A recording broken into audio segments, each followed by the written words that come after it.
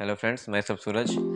तो जो air quality है दिल्ली की, मैं अगर बात करूं और कुछ और इलाकों के जैसे पंजाब वजाब के, वो बहुत ज़्यादा ख़राब हो चुकी है ना। इसको AQI एयर क्वालिटी इंडेक्स भी बोलते हैं। तो आज हम यही समझेंगे कि कितनी ख़राब हो चुकी है, या फिर इसको रोका कहा जा सकता है, या फिर जो ख़राब हुई है क्या उसके पीछे कारण सिर्फ दिवाली के जो क्रैकर्स है, जो पटाखे यूज़ कर रहे हैं वही है। मास्क कौन सा अच्छा पहनना चाहिए, कौन से मास्क में हम बचा सकते हैं, और ऐसी कुछ बातें जो हेल्थ से, जैसे कि किसी को कोई अस्थमा का पेशेंट है तो उसके लिए क्या ये यहाँ पे रहना सही है ऐसे पोल्यूशन वाले एरिया में। तो इसको वीडियो को हम शुरू करते हैं।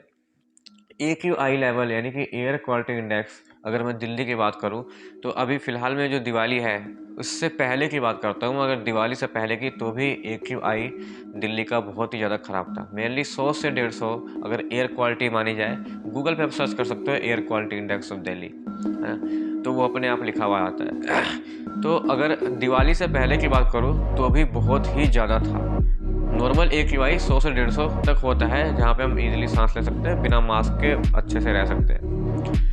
पर उस समय दिवाली से पहले की बात है तो उस समय इसका 929 के अबव था, इससे भी ऊपर जा चुका था कई बार। कई जगह ऐसे थे दिल्ली में जहाँ पे 999 यानी कि कुछ मशीनें जो होती हैं, ऐसा समझने की कोशिश करो, जहाँ पे कुछ मशीनें होती है जो एयर क्वालिटी को बताती है, उसकी लिमिट को भी क्रॉस कर चुका था। तो ये बात तो कंफर्म होती है कि सिर्फ और सिर्फ दिवाली में जो क्रैकर्स जलाए गए थे, दिवाली में जो पटाखे का यूज़ किया गया था, वही एक मेन कारण नहीं है दिल्ली में पोल्यूशन का, क्योंकि ये पोल्यूशन तो दिवाली से पहले का ही था।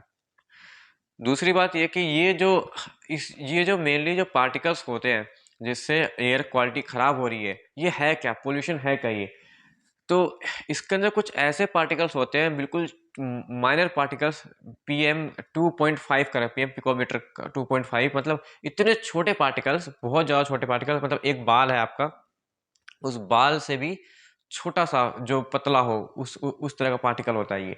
उस वो पार्टिकल आप जब सांस लेते हो तो आपके नोज़ के थ्रू, ट्रैकिया के थ्रू अंदर जाएगा और मतलब लंग्स को खराब करेगा, लंग्स को बिगाड़ देगा वो। अब क्या होता है कि AQI लेवल जो है दिल्ली का इस समय, अभी की मैं बात करूं वर्तमान समय की, तो वो भी 400 से करीब का है, जो बहुत ज़्यादा खतरनाक और ख़राब भी है। मतलब कि जो हालत इस समय दिल्ली की चल रही है, यहाँ सांस लेना बहुत ही ज़्यादा मुश्किल है।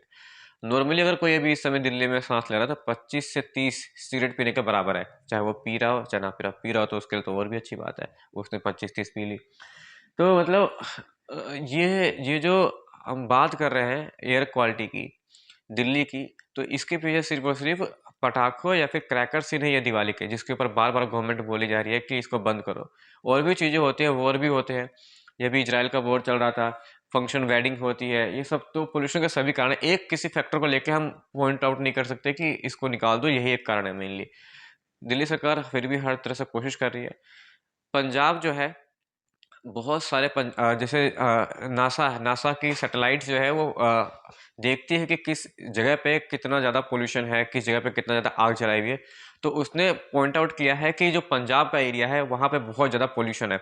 मेनली पंजाब में अक्टूबर से नवंबर के महीने में ही पराली जो होती है जलाना चालू कर देते हैं। तो वो जलाने से क्या होता है कि उसको जलाने से जो माइक्रोमीटर में जो छोटे-छोटे पार्टिकल्स निकलते हैं, वो हार्मफुल होते हैं।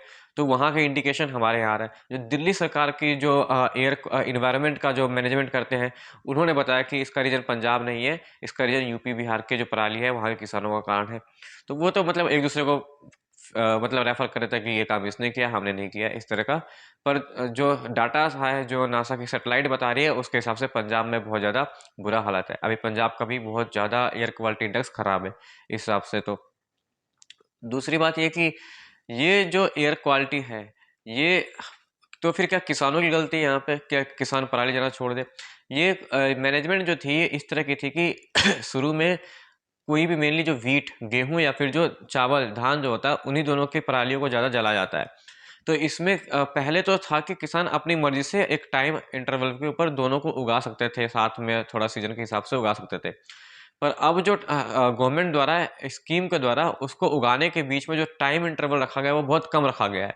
इसके कारण अगर कोई पैडी मतलब कोई अगर मतलब गेहूँ वीट की खेती कर रहा है और उसके बाद अगर उसको धान लगाना, तो उन दोनों के बीच का जो टाइम होता है वो बहुत कम होता है। तो किसानों के पास भी ज़्यादा टाइम नहीं होता। अगर वो मशीनों से भी कटवाते हैं तो भी जो नीचे के जो कुछ बच जाते हैं घास, उनको उनको जलाना ही पड़ता है। अगर वो नहीं जलाएँगे, अगर उसको वो ज़्यादा कल्टीवेट करने की कोशिश करेंगे, तो उसमें दिक्कत हो सकती है। बाकी मैनेजमेंट के तौर पे उसको और भी ज़्यादा अच्छा किया जा सकता है। बहुत तरीके हैं इसके ऊपर, पर सिर्फ़ और सिर्फ़ दिवाली में जो पटाखे हैं, उन्हीं को मतलब पॉइंट करना कि ये तो थोड़ा गलत है।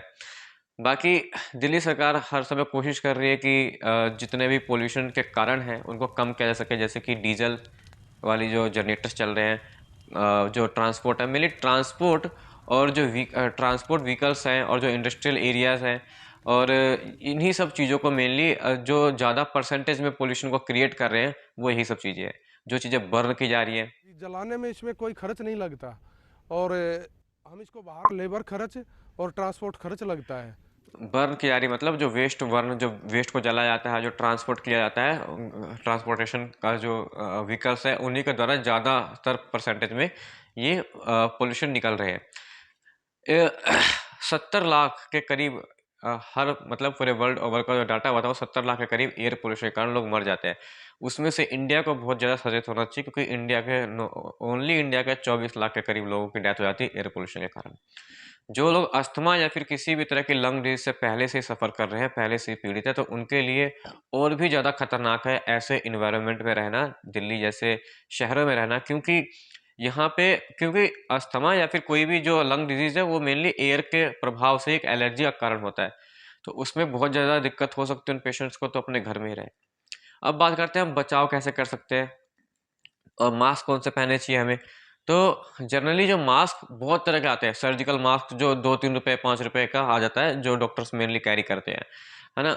वो मास्क जो है वो बहुत ही ज़्यादा कंफर्टेबल होता है, रीयूजेबल नहीं होता, उसको एक बार पहन सकते हैं। पर वो मास्क पोल्यूशन वाले एरिया में, यानी कि पोल्यूशन से बचने के लिए हम उसको नहीं वियर कर सकते। वो मास्क सिर्फ और सिर्फ बनाया गया हॉस्पिटैलिटी के लिए, हॉस्पिटल के लिए, जो ओटी है वहाँ पे काम करने के लिए। पर कुछ ना से सही कुछ तो है, तो उसको हम वियर कर सकते हैं, पर उतना इफेक्टिव नहीं होता है। वो इन माइक्रो पार्टिकल्स को रोक नहीं पाएगा। वैसे भी उसके साइड से जो होता है, एयर जाने की जगह होती है, वो वहाँ से अंदर एंटर कर सकता है। पर अगर उसकी जगह हम वही 2-3 बार पहन ले, उसी को 2-3 मास्क कैरी कर ले और बंद कर दे थोड़ा अच्छे से चारों तरफ से, तो वो थोड़ा कुछ हद तक सेफ है। N95 करके मास्क आता है, M99 करके मास्क आता है। तो ये 95-99 यही दिखाता है कि जैसे M95 मतलब वो 95% को जो पार्टिकल्स है पोल्यूशन, उनको रोक सकता है। N99 मतलब वो 99 मतलब 99.9 मतलब 100% जो पोल्यूशन है, एयर पोल्यूशन है, उनको भी रोक सकता है जाने के लिए। तो जितना ही नंबर बढ़ता है, उतना ही उसका 2500 से 3000 तक मास्क का रेट बढ़ता है।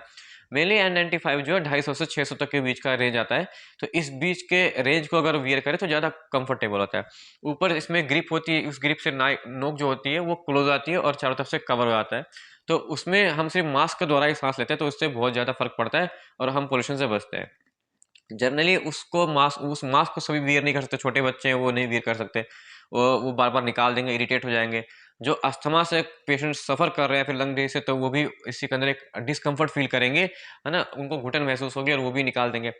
तो मेनली अगर देखो, मास्क पहनना या फिर मास्क कोई सॉल्यूशन तो है नहीं पोल्यूशन का। ये बस हम थोड़ा-सा अपने आप को सेफ कैसे कर सकते, खुद की तसल्ली के लिए हम ये पहन ले रहे हैं। कोई लोग गीला कपड़ा बाँध के पहन लेते हैं। तो मेन जो पोल्यूशन है, क्योंकि वो इतने छोटे पार्टिकल्स हैं जिनको मास्क प्रिवेंट नहीं कर सकता, और जो हाई क्वालिटी के मास्क आते हैं जिनको अफोर्डेबल करना या फिर अफोर्ड करना बहुत मुश्किल हो जाता है, 3-3 हज़ार के मास्क आते हैं, वो सच में वो उनके अंदर चारकोल लगा होता है, उन मास्क के अंदर जिसमें 99.9 M95 है, उनका चारकोल लगा होता है। वो चारकोल क्या होता है, किसी भी चीज़ को एब्जॉर्ब कर लेता है। कोई पोल्यूशन पार्टिकल आता है, वो मास्क में जाएगा, वहीं चिपक जाएगा, वो आगे नहीं जा पाएगा। तो वो बहुत ही ज़्यादा अफोर्डेबल होता है, तो एक पर्सन उसको कैसे भी वियर करे। दूसरा, अगर कोई खरीद भी ले तो फिर हर एक पर्सन उसको मतलब डिस्कम्फर्ट होती है उसको पहनने में। तो मास्क कोई सॉल्यूशन तो है नहीं कि हम मास्क पहन लें तो हम पोल्यूशन से बच जाएँगे। पोल्यूशन को खत्म करना ही पोल्यूशन का सॉल्यूशन है, ऐसे तो हम नहीं बच पाएँगे। हाँ, अगर अपना AQI चेक करते रहे अपने शहर का, जहाँ पे जिस एरिया में रह रहे हो। अगर 150-200 के बीच में है तो मास्क कोई सा भी सर्जिकल मास्क ही पहन के जाओ। 300 भी तो भी 400 से अभी अभी आप चेक करोगे 400 से 500 के बीच के दिल्ली का AQI लेवल आएगा, तो इस समय आपको मास्क पहन के रखना होगा। अब कोशिश करो घर से बाहर ना निकलो। जिनके घर में AC है वो AC का यूज़ कर सकते हैं। AC का यूज़ कैसे, अभी वैसे भी ठंड का मौसम है, पर उसका टेम्परेचर बढ़ा करके यूज़ कर सकते हैं, 30 पे 35 पे चला करके उसका यूज़ करते हैं, क्योंकि वो एयर को प्योरीफाई भी करता है साथ में। कई लोग अब इसमें एयर प्योरीफाई खरीद लेते हैं, पर ये सब इकोनॉमिकली जो देखा वो सही नहीं है, बजट के हिसाब से भी सही नहीं है। कुछ ही लोग अफोर्ड कर पाएंगे, पर मेनली जो 90% जो पब्लिक है इंडिया की, वो सफ़र करेगी पोल्यूशन से, तो ये कोई परमानेंट सोल्यूशन नहीं है। तो ये मैं लास्ट में यही कहना चाहूँगा कि अगर एयर पोल्यूशन इतना ख़राब है तो घरों से कम निकले, और अगर कोई ऑफिस जा रहा है तो ऑफिस में ही बैठ जाए, घर में तो मैंने बाहर ऐसा कम घूमे। अगर AQ लेवल ज़्यादा ही ख़राब है तो 2-3 मास्क वियर करे, चाहे M95 एक यूज़ कर ले, चाहे जो सर्जिकल मास्क है उसको 2-3 क्वांटिटी में यूज़ कर ले, तो ज़्यादा ही अच्छा होगा। तो आई होप कि इस वीडियो से आपको ज़रूर कुछ ना कुछ जानने को और सीखने को मिला होगा। अगर आपको कुछ जानने को सीखने को मिला तो मेरे लिए थैंक यू सो मच।